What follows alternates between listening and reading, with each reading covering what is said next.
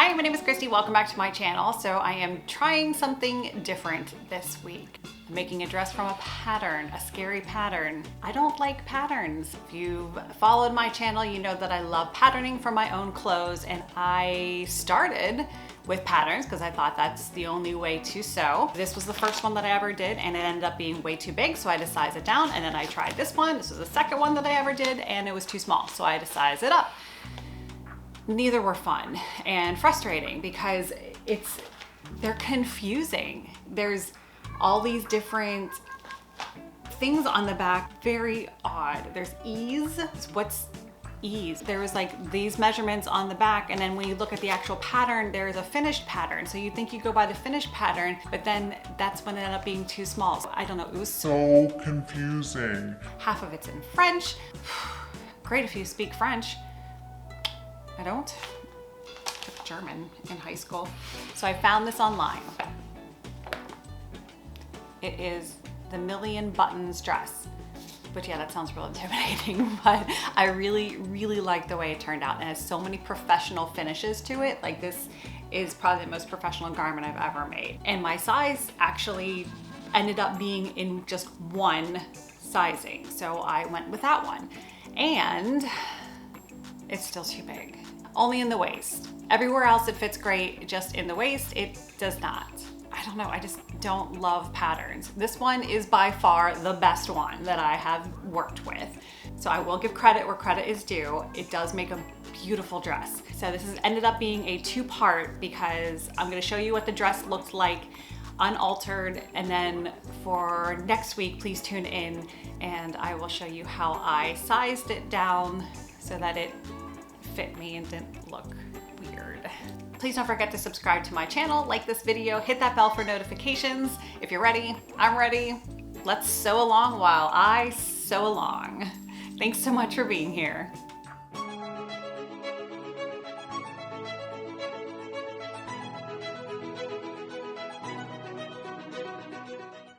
Oh, so look at that new sewing table for Christmas.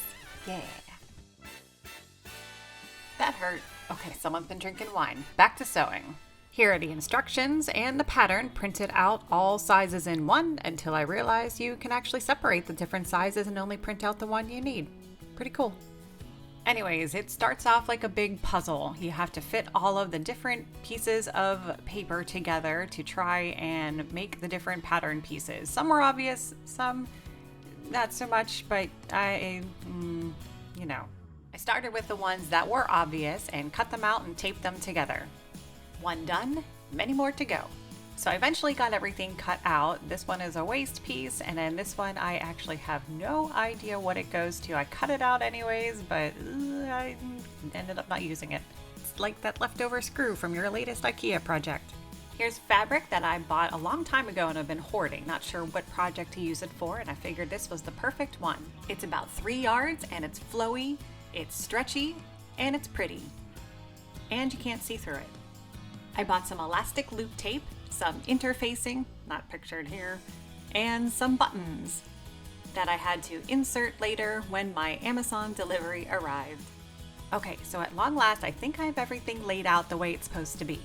This one, I have no idea what this piece is supposed to be, so it's just getting cut out there on grain. I have 2 bias tapes. This one doesn't say cut across this way, but it says bias on it, so I'm going to cut it on the bias. This one, it just says cutting one piece, and this is also one piece, but it's folded over fabric. This is my fold. These 2 pieces will be cut on fold, and well, I'll just get 2 pieces of those and pick whichever one looks better. I'm going to wait to do this one because I'm going to make it a skirt. If you just want to make it a blouse, you just cut this. If you want to make it a skirt, you have to go longer, so that will be later.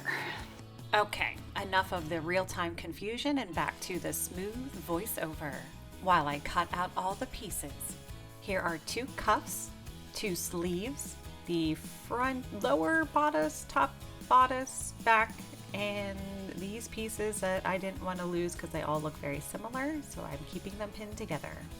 Okay, this was by far the most confusing part of the whole pattern, the interfacing. And it wasn't a metric system. I am an inches girl. Anyways, this is 5 centimeters of interfacing with the rough glue side facing the wrong side of the fabric. Hold your iron in place for about 5 seconds in each area to make sure that it adheres correctly. And this was a mistake. I wasn't supposed to do the full 5 centimeters on the other side, but like I said, this part was difficult to follow along. And then an additional mistake when the interfacing stuck to my iron. I recut a new piece for take 2. Take 2 that was still the wrong size. And then add a 1.25 centimeter strip along the bust cup, which just didn't want to cooperate. It is not too easy to try and iron a straight piece of interfacing to a curve. She made it look so much easier. And then of course you have to do it to both sides, because that would be weird if it was lopsided. Here I am watching the tutorial, trying to figure out where I went wrong with the interfacing. It was really confusing because not only did her fabric, which was lovely by the way, look the same on the right side and the wrong side, but she was cutting them on top of each other. So what do you do in this scenario? Well, you start cutting them on top of each other, like she did. So when I folded the pattern where indicated and lined it up on the side that I interfaced too much, I found that the excess sticking out was to be cut off, leaving, yep, you got it, a 1.25 centimeter strip, which was all I needed to interface from the start. Make sure you don't cut through that bottom layer of fabric. Make little snips where indicated from the pattern on the side with the 5 centimeters of interfacing to more easily fold over and iron along that fold. That's a hot iron. Hot iron. Next, interface the right front bodice facing the same way by ironing the rough side to the wrong side of the fabric. The rest of the interfacing was less complicated. Iron 3 centimeter strips of interfacing to both long ends of the upper bodice pieces and snip the indents. Then, right at that indent, fold over and iron a 2 centimeter strip. Yes, I needed to use my ruler to figure out what 2 centimeters was. Iron interfacing to the 2 cuff pieces the same way, and then fold them in half to make a crease in the middle. Measure down 1 centimeter on one side. I thought I was supposed to do it on both sides. I wasn't, and ended up having to uniron one side later. One last preparation piece before sewing is to serge or use any overlocking stitch on the 2 top bodice pieces and the lower left bodice piece. First, sew 2 lines of a basting stitch between the 2 notches on both upper bodice pieces. A basting stitch just means to switch your sewing machine to the longest stitch length it has, and do not backstitch at the beginning or end, just leave the long tails. By tugging on those long tails, the goal here is to scrunch up the top pieces to match the bottom pieces. Separate the bobbin threads from the top threads and start gently pulling until the pieces are the same length.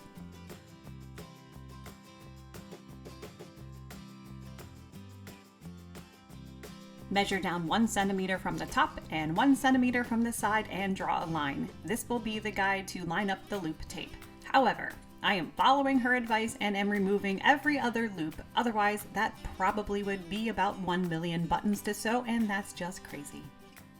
Line up the loop tape so that there is a centimeter before the top loop and the bottom loop. My sewing machine did not like this loop tape. I don't know why. You'll see in a second when I turn it over that looks great from the top, but from the back, oh my goodness, what on earth? I don't know. This happened every time. Luckily, it's all hidden. Zigzag stitch or serge the short edge of that little front bodice facing piece, then face them right sides together and sew with a centimeter seam allowance. Okay. First time of many that I was actually really impressed. This lined up really nicely and only the loops are sticking out. Trim the seam allowance to 5 millimeters. What you doing? Let's assemble the right upper and the missed like left 4 lower steps. bottom. Okay, what I got from that was trim down the seam allowance and iron each side. I hope that was all I needed to do. Make a centimeter snip, of course it's 1 centimeter, in the top bodice pieces, and this part was also confusing. So you have to line up the upper bodice piece to the lower bodice piece at the notches, so I did that part first.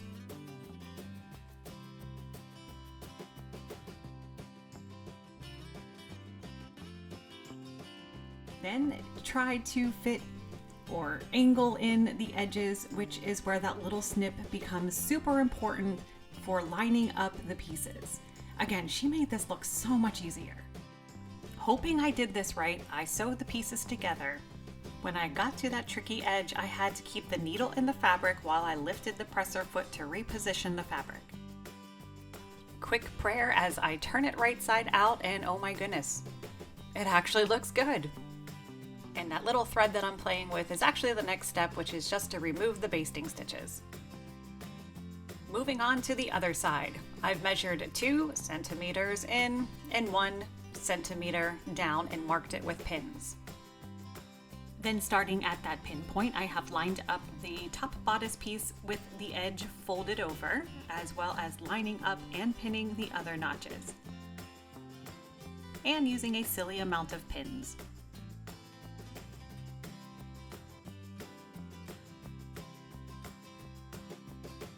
After you're happy with how it came out, you can now remove those basting stitches.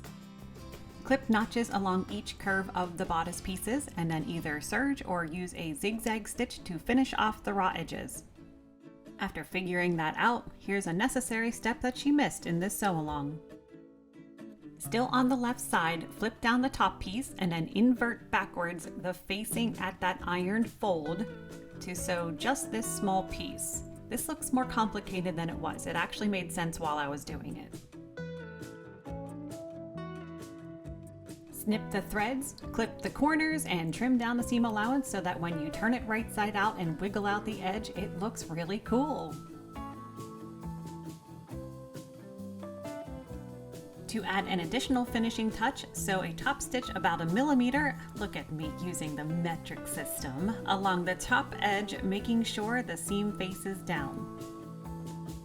Gotta admit that there are so many professional finishes in this pattern. This top stitch makes the bodice look well made and also forces the seams to behave by securing them in place. Next is the back. First step is to sew a basting stitch along the top edge just to make sure it doesn't stretch out while we work with it. Next, sew the darts by connecting the lines to the points marked on the pattern. While it's inside out, pin the darts and then sew the darts. I like to lower my stitch length when I get towards the end and then tie off the ends with just a few knots. This makes a nice hidden dart. To attach the bias tape to the neckline, face the right side of the bias tape to the wrong side of the fabric and sew in place. Then flip it over and push the seam allowances up. Fold the bias tape over once to meet the top of the seam and then fold it over again to hide the raw edges. Sew very close to that bottom edge. This is another time when I have to admit that doing things the right way is the right way. When you cut bias tape on the bias of the fabric, it makes it lay like it should. Okay, enough of that. Snip off the excess and then line up the pieces with right sides together to sew the shoulder and side seams. When lining up the shoulders, make sure you are lining up the folded edge and not the serged edge. The sides are pinned together normally, and once everything is pinned, sew the shoulders and sides. Double check that the shoulder seams lined up correctly. My fabric kept getting sucked up into my sewing machine, so I added a little piece of tissue paper to create a barrier, which is easy and satisfying to rip off after sewed. After the shoulders and sides are sewn, finish the edges on a serger or with a zigzag stitch. To finish off the neckline, again fold the facing backwards at the fold line and sew the top. Do this for both sides.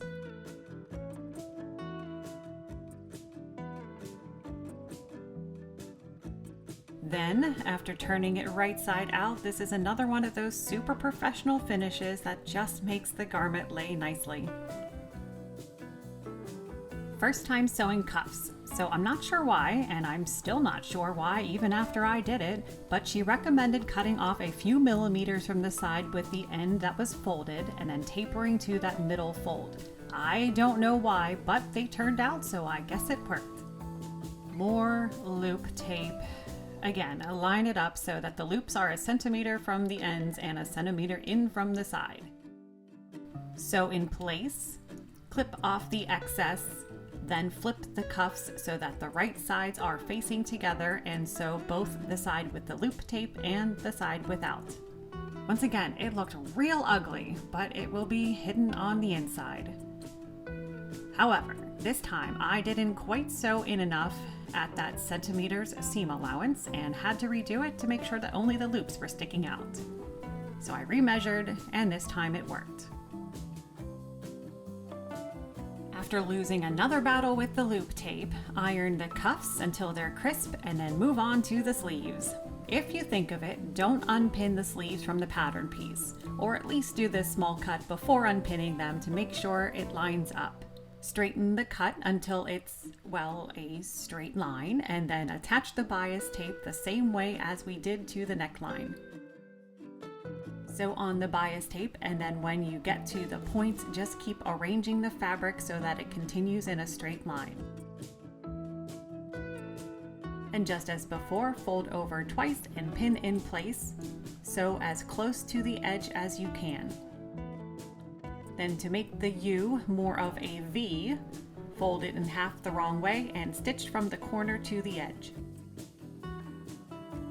Turn it right side out and the bottom of the sleeve is looking good. Even better after a quick press from your iron. Sew the underside of each sleeve by folding in half and facing them right sides together. Sew up the sides and then finish on your serger or with a zigzag stitch. More gathering basting stitches. Sew 2 more parallel lines of basting stitches along the bottom of the sleeves, remembering not to backstitch at the beginning or the end. And look at that, I won the bobbin race. It ran out exactly on time. Gather the basting stitches until it fits the length of the sleeve cuff and pin to the side that is not ironed over. After zhuzhing out the gathers, which took a long time to do, sew the cuff in place.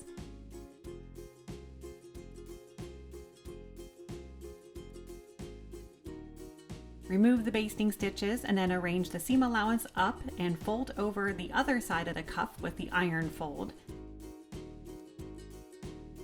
And sew very close to that bottom edge. And the loop tape struck again, and this time it completely bent my needle. Goodness. Iron just the cuffs, not the gathers, and then move to the tops of the sleeves to sew from notch to notch 2 more parallel basting lines of stitches. As we've been doing all along, gather the tops of the sleeves by tugging on the threads. With the bodice inside out, shimmy the sleeve, which is right side out, into place, matching first the top seam.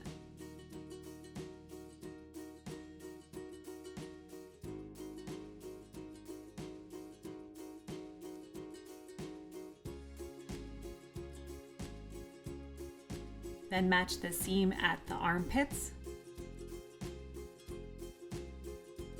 all of the notches, and then gather and ungather the rest until it is the same size as the armhole, and then sew in place. Sewing in sleeves always takes a little bit of patience and care to make sure that they look right, so go slow and double check that nothing has shifted.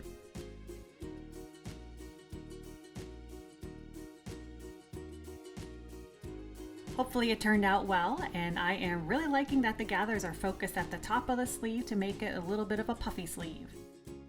Finish the armhole seams on your serger. Next, iron the seam away from the sleeve. The skirt. Finally.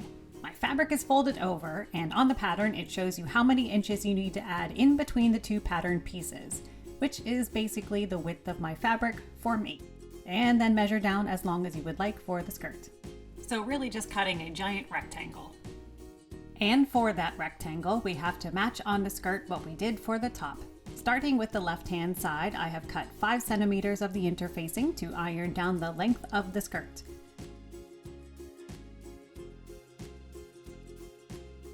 Trim the excess and finish the edges. And then, not to confuse myself, I just visually matched it to the top by folding it over to iron a fold at the same measurement. Same for the other side. I matched the 1.25 centimeter strip of interfacing down the length of the skirt to match the top. I wasn't quite sure how far down I wanted the buttons to go, so I measured 22 inches to be safe. Which is a lot, considering the hate-hate relationship between this loop tape and my machine.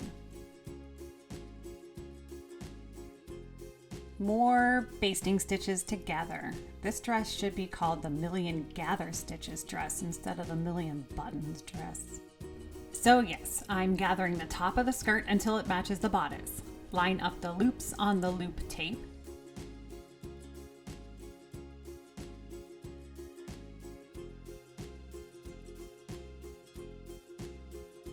And the fold on the other side.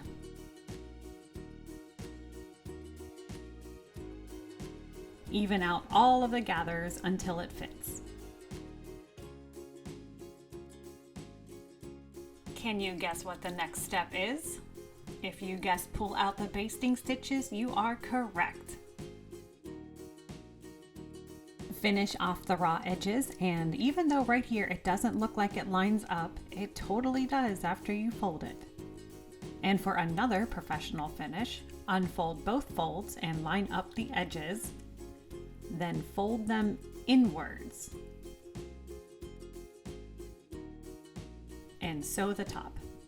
This is what it should look like after it's turned right side out.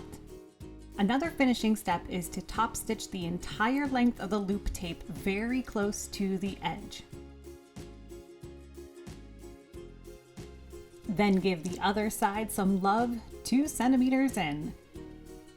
This creates the button placket and keeps everything in place. For the hem, fold over the fabric twice and sew along the edge. Iron the hem so it lays as flat as possible. Now to figure out the buttons. Fold the loops over and position them on top of that 2 centimeter line of stitching we just did. Mark with fabric chalk where the loops hit that line. This is where I hand stitched all of the buttons on. And no, it wasn't 1 million buttons, but it did end up being 34 in total, which felt like 1 million buttons. 1 done, 33 more to go. For the cuffs, I evenly lined up the loops to the other side and marked the button placement with chalk. And I once again took her suggestion by cutting really long thread to string the buttons together in between the 2 cuff layers. This eliminates a bunch of visible knots, but it also made it very challenging to keep the thread from tangling. It did, however, make it look very neat on the underside, until I went to go fasten the first button, and this is what happened. No. So it's not the prettiest fix, but I did re-secure the broken loop to the inside of the cuff. All in all, I would totally recommend this pattern as it did make an extremely professional and finished dress. However, please tune in next time to see how I have to resize the waist to make it fit better. Enjoy the final reveal!